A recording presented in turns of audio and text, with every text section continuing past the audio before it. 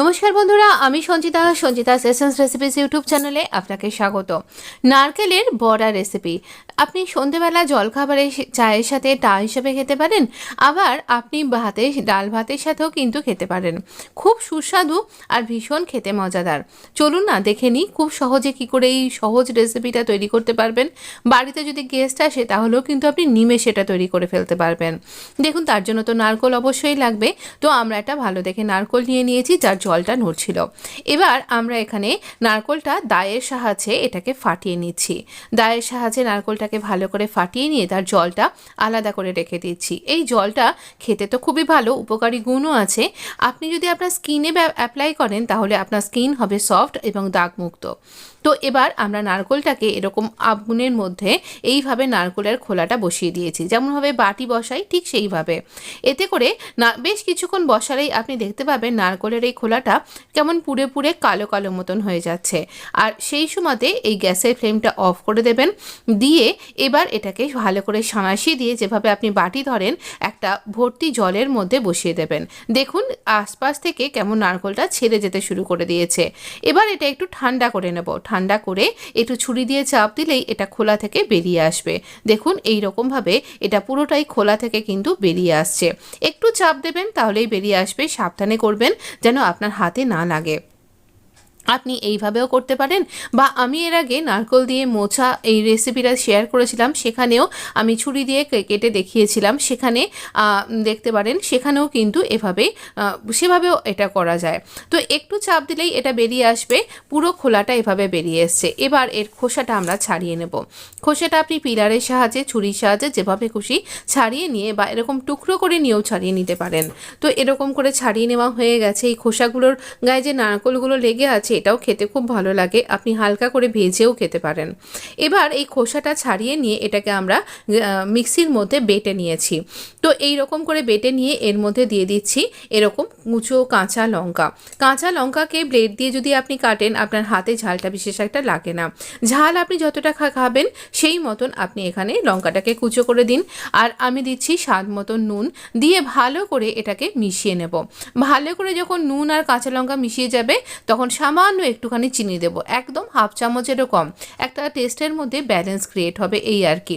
এবার আমরা ভালো করে চিনিটাকেও মিশিয়ে নিয়েছি। নেবার পরে দেব চালের গুঁড়ো। চালের গুঁড়োটা আমরা এখানে বাইন্ডিংয়ের জন্য দিচ্ছি। আমার ডান হাতে ব্যথা রয়েছে তাই বাঁ হাত দিয়ে করছি। দুটো হাতই কিন্তু আমাদেরই হাত। আর হাতের মধ্যে যে হাত দিয়ে আমরা খাবার তৈরি করি পরিবারের জন্য, তার মধ্যে অঢেল ভালোবাসা মিশে থাকে, তাই হাতের কোনো তফাৎ হয় না। তাই জন্য আমি এখানে এরকমভাবে করছি, একটা হাতে যখন কাজ করতে পারছি না।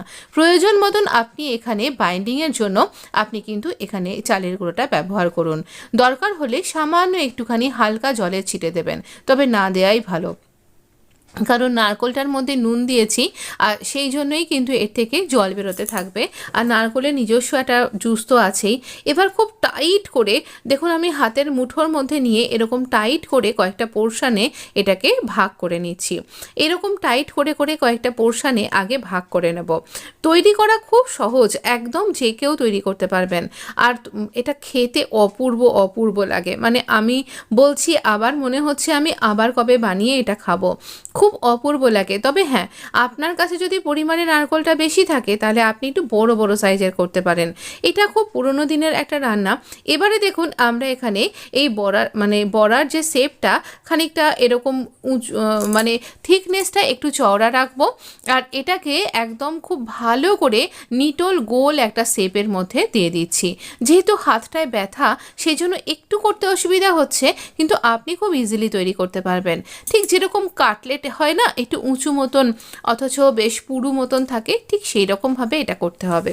তো এই রকমভাবে সেভ করে করে আমি এখানে দিচ্ছি। আর খেয়াল রাখতে হবে যেন একদম টাইট হয়, কোনো জায়গায় যেন ক্র্যাক না থাকে, তাহলে কিন্তু আপনি ভাজতে গেলে এটা ভেঙে যাবে। তাই একদমই ক্র্যাক থাকাটা যাবে না। তাই এই রকম করে দেখুন আমি এইগুলো কয়েকটা গড়ে গড়ে রাখছি। একদম দেখুন কোথাও ফাটল নেই। আর এই রকম টিকিয়ার মতন, হ্যাঁ এই মানে টার্মসটা মনে পড়ছিল না, আলুর টিকিয়া যেগুলো বিক্রি হয় না, ঠিক ঠিক সেই রকম টাইপের এটা কিন্তু শেপটা হবে। আর এটা খেতে সত্যি বলছি ভীষণ ভীষণ সুন্দর খেতে হয়। আমি ছাঁকা তেলেও ভাজবো না, স্যালো ফ্রাই করা যায়, তবে আপনি এটা ছাঁকা তেলেও ভাজতে পারেন, দরকার হয় না অবশ্য। এই রকম করে আমরা টিকিয়ার শেপ করে এটাকে সুন্দর করে করে নিয়েছি। খেয়াল রাখতে হবে যেন এই রকমই টাইট হয়, গাটা মসৃণ হয়, আর এই রকমই যেন পুরু হয়, তবেই কিন্তু খেতে বেশি ভালো লাগবে। এবার আমরা এটাকে এরকম গড়ে রাখছি, আর ততক্ষণে কিন্তু আমার তেলটাও চাপানো হয়ে গেছে। আমি এখানে সাদা তেলে করছি, আপনি ইচ্ছা করলে সর্ষের তেলেও করতে পারেন বা অন্য যে কোনো তেলে। তো এবার দেখুন আমরা এটাকে ভাজতে শুরু করে দিয়েছি, আর এটা ভাজবার সময়তে আঁচটা মিডিয়াম এরকম রাখুন, যাতে এটা খুব ভালোভাবে কুক হয়ে যায়। এটা এমনিতে তো রান্না করতে বিশেষ একটা সময় লাগার ব্যাপার নয়, কারণ খুব বেশি কিছু ইনগ্রেডিয়েন্টস নেই, নারকেলটা খুব তাড়াতাড়ি রান্না হয়ে যায়। তো একটা দিক যেই লাল হয়ে যাবে তখন বুঝে এটাকে আস্তে করে উল্টে দিতে হবে। যখন উল্টাবেন তখনও খেয়াল রাখবেন যেন এটা ফেটে বা ভেঙে না যায়, তাহলে কিন্তু পুরোটা ছিটিয়ে যাবে, আপনার তেলটাও নষ্ট হবে আর জিনিসটাও ঠিকঠাক হবে না। তাই উল্টানো, সেই জন্যই আমরা একটুখানি পুরু মোটা করে তৈরি করেছি, আর এটাকে স্যালো ফ্রাই করছি। তো দেখুন এই রকম করে যদি আপনি তৈরি করেন খেতে ভীষণ ভালো লাগবে, আর চায়ের সাথে তা কেন, আপনি ডাল ভাতের সাথেও এটা মজা করে খেতে পারবেন। অপূর্ব সুন্দর স্বাদের এই রেসিপিটা আপনার যদি ভালো লেগে থাকে তাহলে লাইক দিতে কিন্তু ভুলবেন না। বেশ খানিকক্ষণ ধরে এটাকে তৈরি করতে হবে। এবার দুটো, একটা খুন্তি আর একটা চামচের সাহায্যে, দুটো জিনিসের সাহায্যে আমি এটাকে উল্টে দিলাম। এইরকমভাবে উল্টে দিতে হবে যতক্ষণ পর্যন্ত না গোল্ডেন ব্রাউন এই কালারটা আসছে। এই কালারটা আপনি নিচ থেকে দেখতেই পেয়ে যাবেন যে এটা এরকম এসছে। তো এই আধখানা নারকোলে আমার এরকম টাইট করে গড়ে নেওয়ার জন্য এরকম 5খানাই তৈরি হয়েছে। তাহলে সেই পরিমাণ মতন আপনি এখানে আপনার নারকোলের পরিমাণটা বাড়া বা কমা করতে পারবেন। এটা একটা আইডিয়া আর কি। আমার তো এতেই হয়ে গেছিলো, যদিও মনে হচ্ছিল আরও একটুখানি হলে ভালোই হতো। তো আপনারও কিন্তু করার পর বা আপনার বাড়ির লোকেরও করার পর তাই মনে হবে আরও একটুখানি খেলে পারে তা ভালোই হতো। খুব সহজে তৈরি হয়ে যায়। তবে হ্যাঁ, আবারও বলছি, আপনি এক্ষেত্রে ছাঁকা তেলে ভাজতে পারেন, যদিও দরকার পড়ে না। এতে করেই ভীষণ ক্রিস্পি হয়েছিল, যেহেতু আমি চালের গুঁড়ো ব্যবহার করেছি, আর অন্য কোনো রকম ইনগ্রেডিয়েন্টস ব্যবহার বিশেষ একটা নেই এর মধ্যে, আর কোনো বেশি মশলাও নেই। নুন আছে, কাঁচা লঙ্কা আছে, আর চিনি আছে। চিনিটা কেন বলুন তো, নারকোল তো মিষ্টি মিষ্টিই হয়, কিন্তু তবুও এই স্বাদের একটা ব্যালেন্স ক্রিয়েট হয়, বেশ সুন্দর খেতে লাগবে এই জন্য। তবে নুনটা বুঝে দেবেন, নারকোলের মধ্যে একটা নোনতা টেস্টও কিন্তু থাকে, তাই সেই হিসাবে নোনতা ব্যাপারটা যেন খুব বেশি না হয়ে যায়। সব কিছু মিলিয়ে মিশিয়ে আমি দেখুন এইরকমভাবে কাত করে করে এই ধারের পোর্শনগুলোকেও ভেজে নিচ্ছি। ছাঁকা তেলে ভাজলে এটা করার দরকার পড়বে না, কিন্তু যেহেতু স্যালো ফ্রাই করছি তাই ধারগুলোও যাতে একটুখানি ক্রিস্পি হয়, তাই জন্য এরকম করে ভাজলাম।